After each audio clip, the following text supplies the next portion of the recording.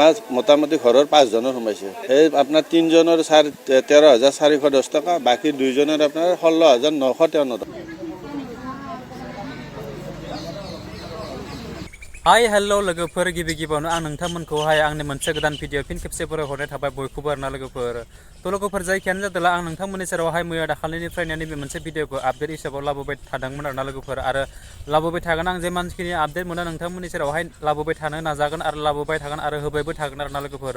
थ' लोगोफोर जायखियानो जादोंला आं बे समावहाय नोंथांमोननि सेरावहाय आरो बांद्राय गोबाव खालामबाय थालासै सिदा डिसक्लेमारखौ लागिरना होलांनोसै। नोंथांमोनाल' स्किप खालामाजासे भिडिअखौ जोबजासिम नायलांबाय थाबानो जाबाय आरोना लोगोफोर। थ' बिदिब्ला नायलांदो।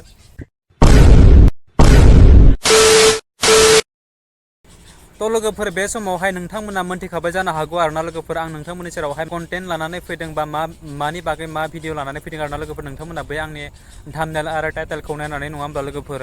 तो लोगोफोर जायखियानो जादोंला बे समावहाय बारानिख्रुइ बारासिनसो सुबुङा गोबां मानसियानो फैसा दायो मोनगासिनो दङ आरो मोनबोबाय थादों आरोना लोगोफोर। नोंथांमोना दे गोबां सुबुङानो सोंदोंमोन आरोना लोगोफोर मा बेंकआव आरो बबे डिस्ट्रिक्टआव आरो बबे जायगायावहाय लोगोफोर होननानै बिदि सोंदोंमोन आरोना लोगोफोर नोंथांमोनाहाय। थ' लोगोफोरा आंबो बांद्रायखौ मोजां मिथिया, नोंथांमोननि सेरावहाय आं जेसे हायो एसेनो आपडेटखौ होबाय थानो नाजागोन। लोगोफोर बबे बबे जायगायावहाय बोरै सोर सुबुङाहाय मा बेसेबां रां मोनदों बिथांमोनाहाय थ' नोंथांमोना नैबे मोनसे भिडिअनि क्लिपखौ नायलांबाय थाबानो जाबाय। आं नोंथांमोननो मोनसे फिसा भिडिअनि क्लिप देखायलांनाय, नोंथांमोना थारैनो बुजि मोनगोन बबे जायगायावहाय आरो मा जायगायावहाय आरो बबे बेंक एकाउन्टआवहाय हाबदों, बेसे फैसा हाबदों नोंथांमोना बुजि मोनगोन आरोना। जास्ट नोंथांमोनाल' स्किप खालामनाङा, स्किप खालामनानै जुदि नायोबा बुजि मोननाय नङा आरोना लोगोफोर। थ' बिदिब्ला नोंथांमोना नायलांदो।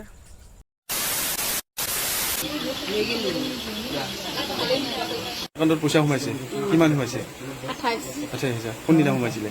471 টকা। মেছেজটো মই পৰহি পাইছোঁ, আপোনাৰ শনিবাৰে পাইছোঁ। শনিবাৰে মেছেজটো পিছবেলা চাইছোঁ, চোৱাৰ পিছত মই চালোঁ যে 18,400 টকা মোৰ সোমাইছে। এইটো গ্ৰামীণ বিকাশ বেংক কুমৰীয়া চকত, গতিকে তাতে সোমাইছে। কেইজন মানুহে পাইছে?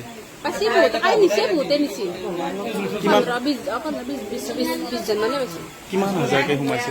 22, 26, 28, 29, 32 ইমানকে সোমাইছে। আজিও তাকে চেক কৰিব আহিছে আজি।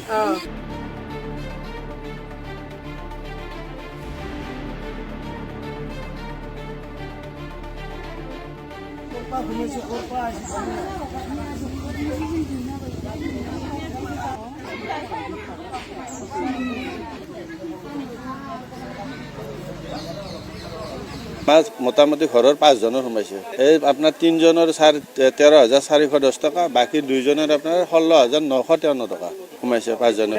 আমি শনিবাৰে ওলাইছোঁ, শুক্ৰবাৰে গম পালোঁ।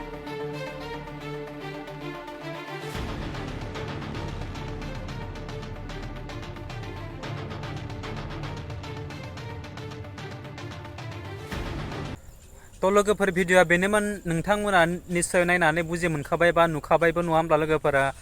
थारैनो साबेसे सुबुङाहाय मोनदों आरो माबे बेंकआव मोनदों, बबे जायगायावहाय मोनदों नङा होमब्ला लोगोफोर। गोबां सुबुङानो बुंदोंमोन बबे जायगायाव मोनदों होननानै आरोना लोगोफोर। नोंथांमोनाथ' मोनथिखाबाय दायो नैबे भिडिअखौ नायनानै, आरो फिन खेबसे आंबो बुंबावसिगोन दायो बांसिन मोननाया नलबारि एरियायावहाय मोनदों होननानै बुंदों आरोना लोगोफोर।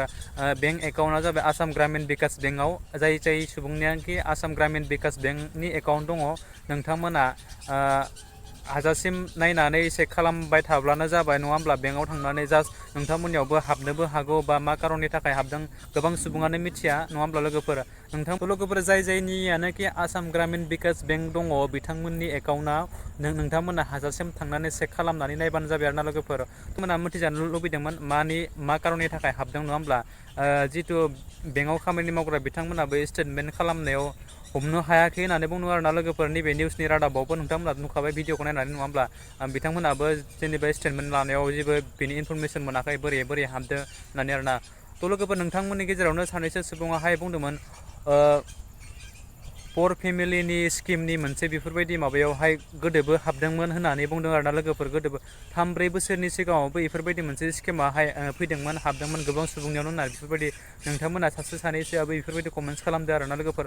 थ' बिनि बिखय आं सिगांनि जिथु जालांनाय जाथायखौ आं बेखौ जेबो मिथियामोन, नाथाय नैबे दायो जिथु गोदानै फैनाय जाथायाव आं एसे एनै मोनथिदों। नोंथांमोननि सेरावहाय जा मोनथिदों आं बेखौनो आपडेट होगोन आरो होबाय थागोन फैबाय थानाय समावबो।